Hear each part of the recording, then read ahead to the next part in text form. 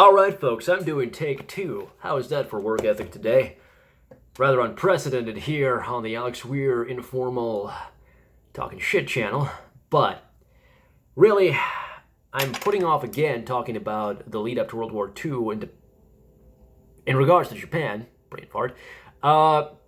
Instead, I'm going to talk about this, is bugbear the right word? This weird thing that I keep coming across in all sorts of places, from magazine articles to YouTube videos to references and sitcoms. It's male mental health and toxic masculinity and all of that stuff. And I think that it's just addressed in a really, let's use a super frigid term, maladaptive way. So apparently, men face depression and suicide risks at a higher rate, especially Caucasian men. So, a reason that's often kind of henpecked at, is, hey, you're not comfortable with being vulnerable. There's whole movies about some guy getting in touch with his feelings, usually through the wise guidance of a woman. Now, here's my problem with this. It's not the fact that there's a wise woman and she's guiding some kind of sillily portrayed just a humbug guy. Like, what was that one movie with the writer? As Good as It Gets. I think Jack Nicholson was in that. Yeah. Okay, so there's not. It's cute, but my problem with it is that it's being described as they're not comfortable with being vulnerable.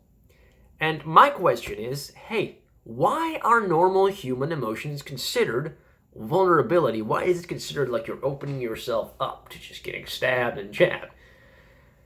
Why is there this extra step? It's like there's already something wrong. You're either being a snarky ass, or you're giving people the cold shoulder, or you have problems with rage, or you're just really sad, and then you're shiftless, etc. The problems are manifesting themselves. You're emoting. That's normal. You have a limbic system as well as a brain, and those two things work in sync in response to the milieu in which you operate. So this whole idea of just kind of stepping away from, hey, you're having this reaction, what are the factors in your life? You're saying, oh, you've got to talk more about how you feel and kind of like start making up feelings and ideas about feelings rather than, this is the situation I'm in, this person is crazy, that person just screwed me over, I seem to kind of screw other people over because I'm afraid they're going to screw me over, that kind of thing. You're just launching into this wishy-washy nonsense, and it's also done through the lens, especially to men, is stigmatizing. When you're like, you're experiencing a moment of weakness and vulnerability because your partner cheated on you, and yeah, that can actually really screw with a man's, first of all, sense of himself, and with the perception of his social circle, especially the female circle. Bizarrely enough, to where if this guy is considered now basically, I'm sorry to use the word, but it's the most like useful way of portraying the concept as it's colloquially known, if this guy starts being viewed as a pussy because you're describing his normal reactions as vulnerability and you're couching those in those terms, and now he's being taken out of the herd to get worked and tinkered on by people with too much time on their hands, yeah, that's not a good thing. So the number 2 thing that's always listed is mechanization has led to the loss of jobs. Ergo, the depression sets in. And this is just a very bourgeoisie concept in my opinion because, yes, mechanization has done away with jobs, and not having a job will definitely contribute to the possibility of getting really, really emo. But let's look at this from wider lens. That's what I like to do here at the Fractal Journal. Is it actually, maybe, yes, I think, the expectation to have a lucrative job rather than doing something useful or artistic? That's more the cause rather than there not being jobs due to mechanization. And on top of that, if we're going to talk within the mechanization bubble, there's a wider psychological consequence to it via people having a lot less to do. You don't have to be a cobbler, you don't have to be a carpenter. We have people that are, but there's an element of certain industry workflows and yeah, to where it's not really the same thing as it used to be. Like every man used to kind of be a handyman. That's no longer really necessary. And the same goes for women with the sewing and the knitting. And there's a lot less engagement. There's a lot more room for people to just come home from doing something repetitive at the office or at the factory and to sit around.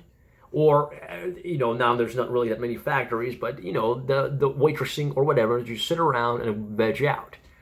That's why we need the arts to be held in a higher regard and to make people comfortable with the idea that they can pursue the arts seriously without it just being considered a hobby and without them being considered to be some kind of haughty person that's trying to be hoity-toity when they're attempting outside of school in their normal daily lives to practice intellectual rigor, to have an appreciation for high art, and to pursue craftsmanship for craftsmanship's sake.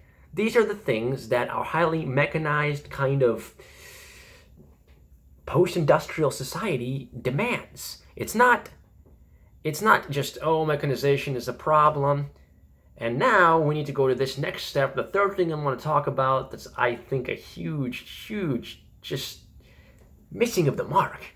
We need to update masculinity to solve the problem of male suicide. Do we? Do we really? Do we need to just change the packaging? Do we? Okay, because it's this complex sociological problem where men are getting depressed due to all of these factors that I just mentioned and that you're all aware of because you talk about them as well, is just changing the concept, which is itself kind of semi-arbitrary. Yes, there are core concepts to being masculine. Is that going to solve the problem? No, I don't think so. That never does. Surface level bullshit never solves problems. Sweeping things under the rug means that things are just out there, they're just out of sight. I can't make this any simpler. It doesn't make any goddamn sense. This was actually only 7 minutes.